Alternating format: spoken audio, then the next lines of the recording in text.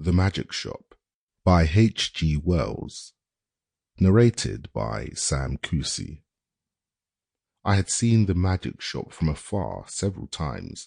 I had passed it once or twice, a shop window of alluring little objects, magic balls, magic hens, wonderful cones, ventriloquist dolls, the material of the basket trick, packs of cards that looked all right, and all that sort of thing, but never had I thought of going in until one day, almost without warning, Gip hauled me by my finger right up to the window, and so conducted himself that there was nothing for it but to take him in. I had not thought the place was there. To tell the truth, a modest-sized frontage in Regent Street, between the picture shop and the place where the chicks run about, just out of patent incubators. But there it was, sure enough.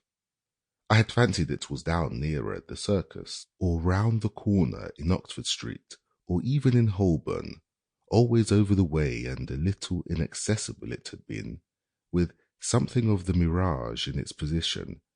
But here it was now quite indisputably, and the fat end of Gip's pointing finger made a noise upon the glass.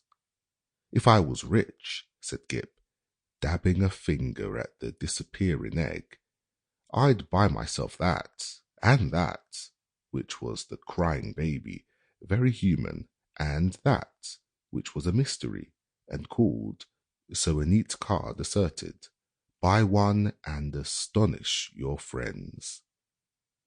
"Anything," said Gip, "will disappear under one of those cones. I have read about it in a book." "And there, Dada, is the vanishing halfpenny. Only they've put it this way up, so we can't see how it's done." Gip, dear boy, inherits his mother's breeding, and he's not proposed to enter the shop or worry in any way, only, quite unconsciously, he lugged my finger doorward, and he made his interest clear. "That," he said, and pointing to the magic bottle. "If you had that," I said, at which promising inquiry he looked up with a sudden radiance. "I could show it to Jessie," he said, thoughtful as ever of others. "It's less than 100 days to your birthday, Gibbles," I said, and laid my hand on the door handle. Gip made no answer, but his grip tightened on my finger, and so we came into the shop. It was no common shop, this. It was a magic shop. Sample complete. Ready to continue?